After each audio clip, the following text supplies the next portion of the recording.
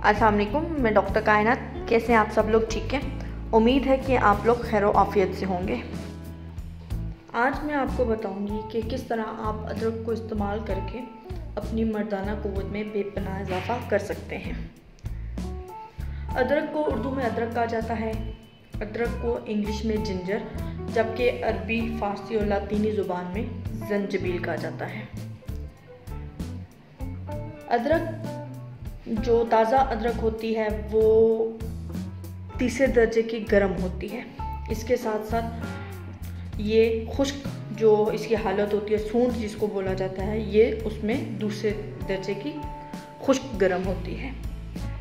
बहरहाल अगर आप इसको शहद के साथ या फिर दूध के साथ इस्तेमाल करते हैं, रोगने बादाम के साथ इस्तेमाल करते हैं, तो ये आपको कोई नुकसान नहीं पहुंचाती। अदरक का जिक्र कुरान पाक में भी आया है। कुरान पाक की सूरह ताहा की आयत नंबर 17 और 18 में मेरा रब फरमाता है, जिसका तर्जुमा ये है कि हम जन्नत में जन्नतियों को एक ऐसा मशरूब पिलाएंगे, एक ऐसा शरबत पिलाएंगे, एक ऐसी शराब पिलाएंगे जिसमें अदरक की आमेज़िश होगी।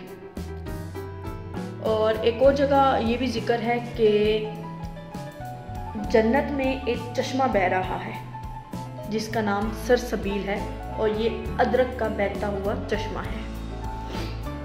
इसके अलावा अदरक की इस्लाम में अहमियत को वाज़ह करने के लिए मैं आपको एक हदीस मुबारक सुनाती हूँ कि हज़रत अबू सईद ख़बरी रज़ी अल्लाह अन्हु एक हदीस बयान करते हैं और फरमाते हैं कि एक बार शहनशाह रोम, जो शहनशाह रोम था, मतलब बादशाह था रोम का, वो आप सल्लल्लाहु अलैहि वसल्लम की खिदमत में अदरक का एक बड़ा टुकड़ा लेकर हाजिर होता है और आपको वो बतौर तोहफ़ा पेश करता है। आप सल्लल्लाहु अलैहि वसल्लम ने उस तोहफ़े को छोटे छोटे टुकड़ों में तकसीम किया और जितने भी सहाबा इकराम मौजूद थे उन सब में बांट दिया।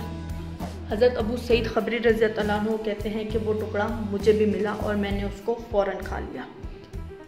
तो इससे अच्छी तरह मालूम हो जाता है कि अदरक हमारे दीन इस्लाम में कितनी अहमियत के हामिल है। इसके साथ साथ मैं आपको एक और कुछ बातें बताती जाऊँ कि अदरक जिगर को साफ़ करने के लिए बहुत ज़्यादा अहमियत की हामिल है।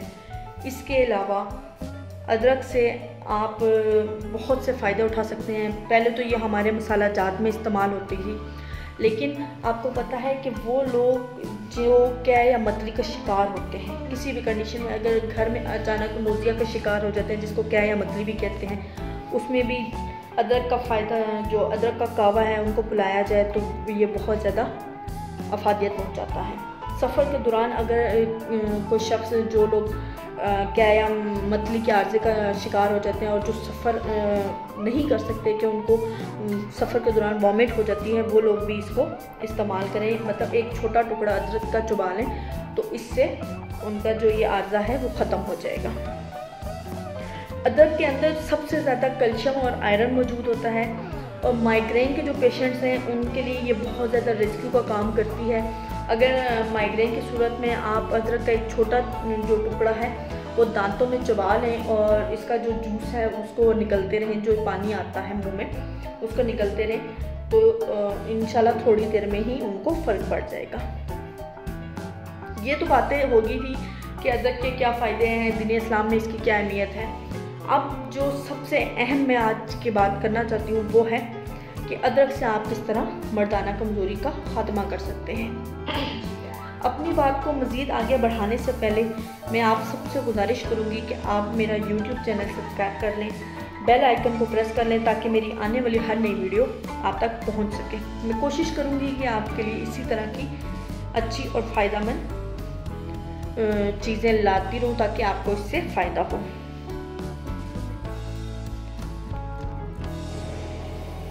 मैं अभी आपको यहाँ पे 2 नुस्खे बताऊँगी। एक नुस्खा वो है जो जरियान एतलाम या जिनसी तौर पर होने वाली किसी भी कमज़ोरी के लिए इस्तेमाल किया जा सकता है। जिनसी तौर पर होने वाली किसी भी कमज़ोरी के लिए अदरक से बड़ी कोई भी नेमत नहीं है। अगर आप अदरक को बमाशायद इस्तेमाल करेंगे तो ये जरियान और एतलाम को ख़त्म करती है। अगर आप अदरक का जूस निकाल लें, इसमें 1-1.5 चम्मच शहद, खालिश शहद की मिला लें और हाफ बॉयल अंडा डाल लें और आप इसको इस्तेमाल करें तो ये आपको बहुत ज़्यादा फ़ायदा देगा। इसके अलावा अभी जो मैं अपना दूसरा नुस्खा बताने जा रही हूँ वो आपको हैरान कर देगा, लेकिन ये नुस्खा एतलाम, जरियान और ज़कात हिस्स के लोग इस्तेमाल नहीं कर सकते हैं। जो खुश्क अदरक होती है, जिसको सुंड भी कहा जाता है, वो आप 50 या 100 ग्राम ले लें या जितनी आपको मुनासिब लगे इतने ग्राम लेकर पीस लें। आपने उसको अच्छी तरह से पीस लेना है।